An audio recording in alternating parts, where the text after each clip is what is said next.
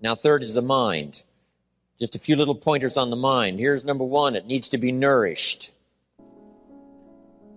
Needs to be fed.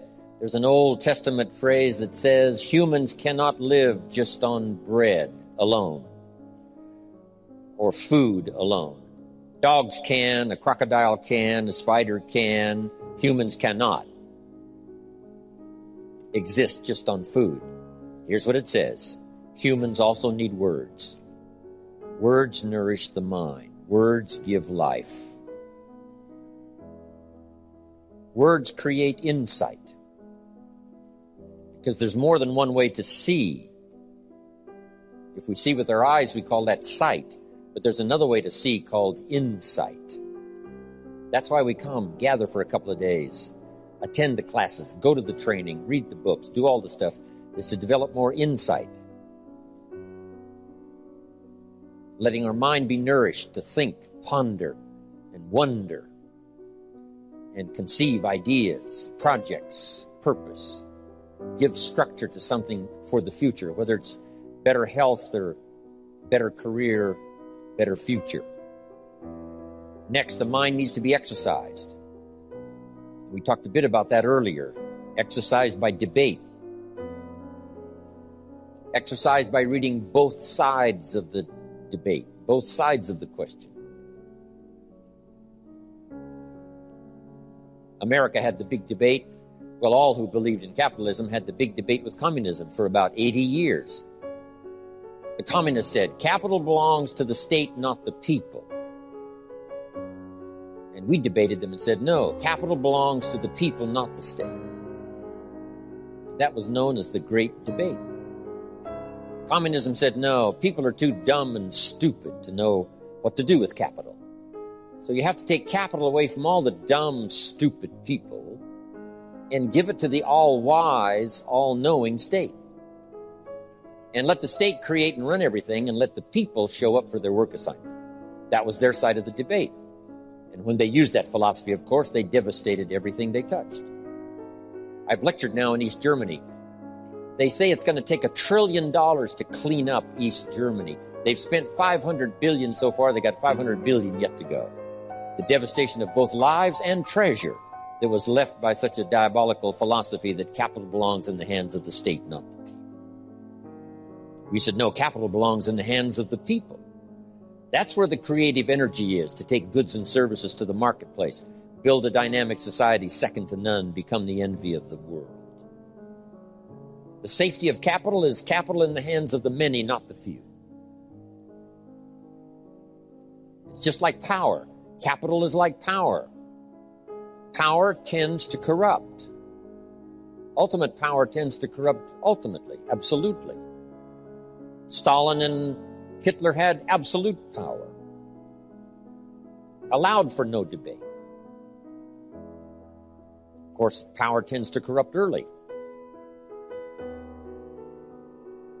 When a 3-year-old child hits another 3-year-old over the head because he's a little bigger and a little stronger, power now has begun the corrupting process. And unless this 3-year-old is restrained, he'll do it again. Unless he's further restrained, he'll probably enjoy it. So now he must be restrained and taught by whatever method to drive that dark side of his nature into a small corner. Because power starting to corrupt a small child is the beginning of an uncivilized person. And all we have to have is enough uncivilized people, and we have an uncivilized society. Fortunately for us in our lifetime and the places we live and where we've come from, we live in what we call a civilized society. And here's why. Most have chosen to do the right thing. Most citizens of the countries we represent have chosen to be civilized. But civilization is something we must continually work at. Because in the opposites in conflict not only goes on outside of us, it goes on inside of us. The corrupting influence of power, the misuse of capital. So the great debate is on, and this is part of mental exercise, the great debate. Major life issues, major political issues. Don't leave yourself out of the great debate. One, the mind needs to be nourished by ideas. Second, it needs to be refined and stimulated and exercised by debate.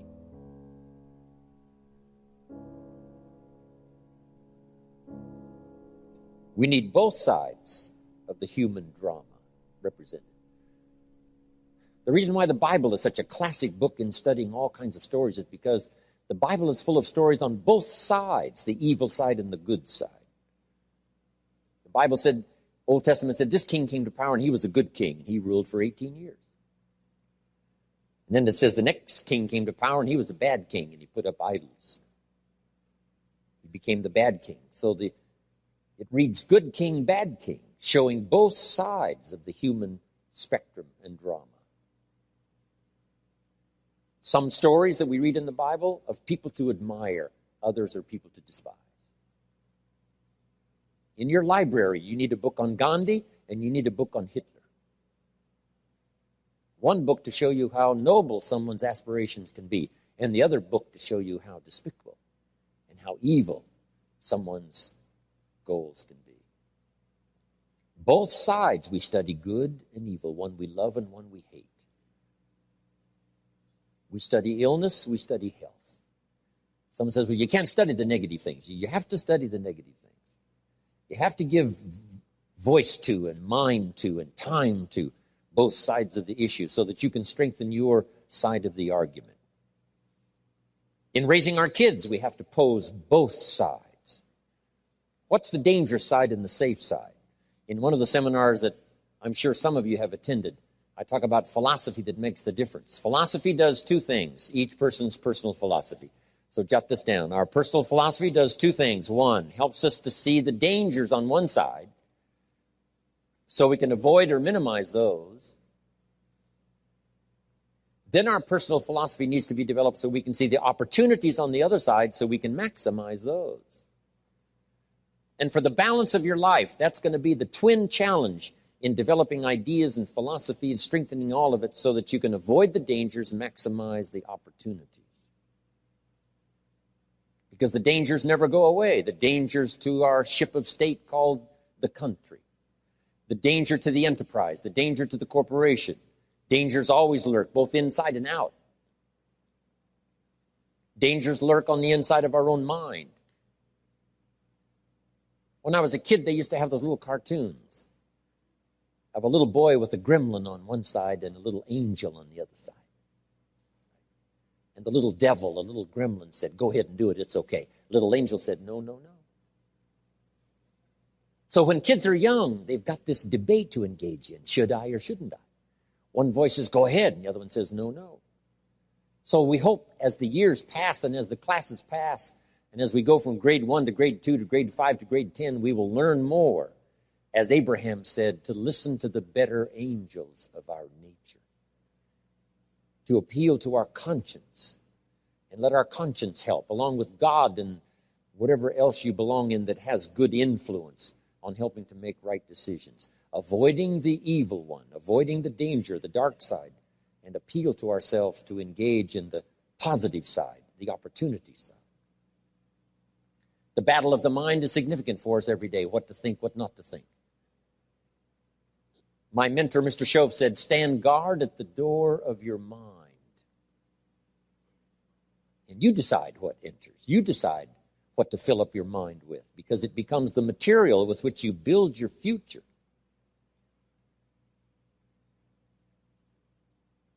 So, engaging the mind to make rational decisions about life. Beware of the thief on the street that's after your purse, but also beware of the thief in your mind that's after your promise. The thief in your mind that says you're too short, you're too tall, you've never done it before. What makes you think you can do it now? It's not going to work for you. Someone else could find the book, you'll never find the book. If you found the book, you wouldn't read it. If you did read it, you wouldn't understand it. That's stuff that goes on in our mind. So jot down this key phrase. It's one of the best for the day. Whatever you do, don't become a victim of yourself. As you engage in this debate, what to eat, what not to eat, where to go, where not to go, what to say, what not to say, what to do, what not to do.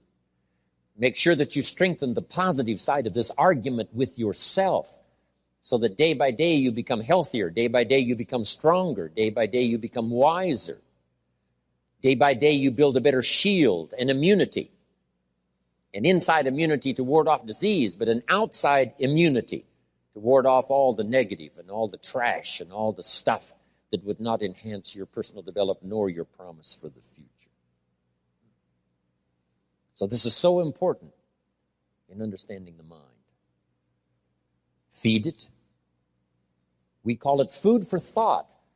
That's what a big share of this whole seminar is all about these 3 days, is providing food to think about, thoughts to think about, and then ideas to debate. And it's not necessarily what's right or what's wrong, but what's better or what's best. This is okay, but this would be better. With this, yes, you can manage, but with this, you can flourish. With this, you can exist. With this, you can live a fantastic life. So, exercising the mind. Now, to develop the mind, you need a good library.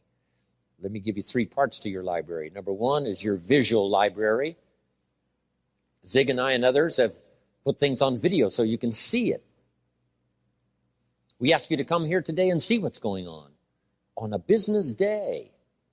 Look how many people are interested in personal development to make those, stressful arrangements. And for some of you, I know it wasn't easy. In order to be here today, to soak up ideas, let them permeate your thoughts and serve you for the future. So part of it comes by visual. Come and see. And then if it's on video, you can see it again and again and again. Key phrase, repetition is the mother of learning. Repetition is where if we hear it again, we see something we didn't see when we heard it the first time. We see something different that we didn't see the first time. Next is your listening library. Zig Ziglar's right. Turn your car into a mobile classroom. You can have a university education in a fairly short period of time just using the traveling time to listen. Key phrase is to listen to voices of value. Discriminate in your listening time. Listening to someone of reputation, someone who has good ideas, someone that's been recommended that has some value. Don't waste your time listening to things that don't count much. We need a bit of entertainment, but a whole lot of it that's being presented today we could do without. Hey, there's some things that are not worth spending the time. They create more poison than they do benefit. So be careful. If somebody says to me, these eggs are rotten, I'm not going to make an omelet and try it. I'm going to take their word for it.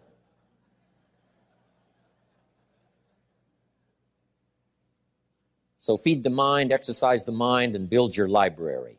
I recommend 3 books that were recommended to me when I started my library when I was 25 years old. In those accelerated days of personal development for me, about 7 years worth. So fantastically changed my bank account, changed my income, revolutionized my future. With the foundation my parents gave me, meeting Mr. Schoaf at age 25, I'm telling you, it's been a journey for me like no other ever since. Then I've had mentors along the way. My current mentor, Bill Bailey, who you're going to hear from later. I'm telling you, that keep my mind stimulated, that keep my interest keen, that help me to evaluate and to weigh what is good, what is okay, what is better, and what is prosperous in terms of your life. Mentors. And that first mentor I had recommended these 3 books. First was the Bible. Now, I had an advantage there because my parents made sure I was a pretty good scholar by age 19. A good book to serve you all of your life. One of the major sources of ideas, stories, poetry, history. A major source for stimulation.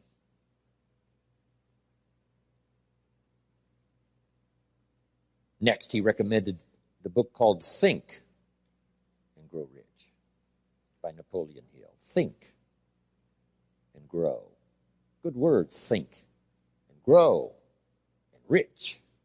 I went for it. Got the book. Paid less than 50 cents for it. Some of the ideas in it changed my life.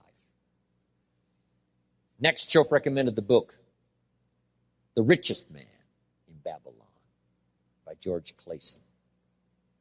Helped me become a millionaire by age 32. Totally changed my economic future. Just the ideas in a simple little book. Amazing. Then he recommended something for me to listen to by Earl Nightingale called The Greatest Secret. That was my listening library to begin with. The Greatest Secret by Earl Nightingale. I listened to it over and over again. I wore out 2 or 3 of those big old 78s. Now it's easy. From Nightingale Conant, you can get it on cassette, and you can get it on CDs. But back then, it was the big 78. So your listening library and your visual library. Next now is your reading library. And we won't go through a whole list of the best books, but here's a good book to get if you want a good list of the best books. It's called How to Read a Book. Simple. How to Read a Book by Adler. Chief editor of the Encyclopedia Britannica, Mortimer Adler. He wrote a book called 6 Great Ideas that's excellent. He wondered, are ideas tangible? Are ideas real? Or are they nothing? And we discussed earlier, they can't be nothing. They have to be something. But he wrote this book, along with another author, How to Read a Book. Now, if you master this book, you can get so much more from a book. Now, it's a kind of a tough book to get through, but it'll give you some ideas on how to take a book and get the most out of it. Take a book and get the most out of it. But in this book is also a list of what he calls are the greatest books ever written. And I've used that book, that list, as a centerpiece for my library. It's got the classics, which I missed. I only went to 1 year of college, so I missed a whole bunch of stuff. I started making up for that by collecting these best books ever written. Interestingly enough, on that list is Old and New Testament. On every scholar's list, East or West. You just can't miss those as major sources. In addition to that, there's a book called Lessons of History, written by Durant. And I offer it because it's one of the classic writings of all time. You may not agree with his premise, but you'd certainly have to agree that it's one of the best well-written books ever. He and his wife wrote about 11 volumes on civilization. Take a speed reading course, you can get through those. But this little book, Lessons of History, is sort of a summary of their ideas on history. It's a classic. Then a classic I think most everybody's got. It's called As a Man Thinketh by James Allen, where each sentence is a seminar. And you may not agree with his premise either in certain instances. But you don't want to read just what you agree with. And not just to read the positive. Make this note. You cannot live on mental candy. Just like you can't feed your children ice cream all the time and hope that they will be healthy. So you cannot live on mental candy. Someone says, well, I just read the positive stuff. That's not enough. And the reason is because you need to know both sides of the issue. So start your library like I did, age 25. I mentioned in another seminar, haven't read everything in my library, but I feel smarter just walking in it, right? Smart enough to buy it. Now I got to be smart enough to read it all. Then I got to be smart enough to sort through and decide what's valuable. So make that the next part now. In part of personal development for the mind, you got to sort through what you read, what you see, and what you hear, and decide which of all of that is valuable for you to try and do and master. This is where being a student comes in. Not a follower, but a student. Read both books and decide. You read one book on good health and it says, do what this book says, you'll live forever. You read the next book on health and nutrition and it says, if you do what that first book says, you'll die young. So someone says to me, Mr. Rohn, which of these books should I follow? Jot this down. Neither one. Don't be a follower. Read both books and make up your own mind. Here's what's important in the final analysis. One of the best phrases for the day, I got this from my Canadian friend Harold Dyke, who gave it to me, and I've used it all these years. Here's what he said. Make sure what you finally do is the product of your own conclusion. Make sure what you finally do is the product of your own conclusion. Meaning you don't just follow, but you listen to both sides of the argument. You listen to the controversy. You try to master the points on both sides or three sides or whatever. Then you start charting your own course. It doesn't say you'll make always the right decision on what course to take or what to do. You can refine as you go. But make sure that what you do is the product of your own conclusions from the debate, conclusion from what makes the best sense to you to try.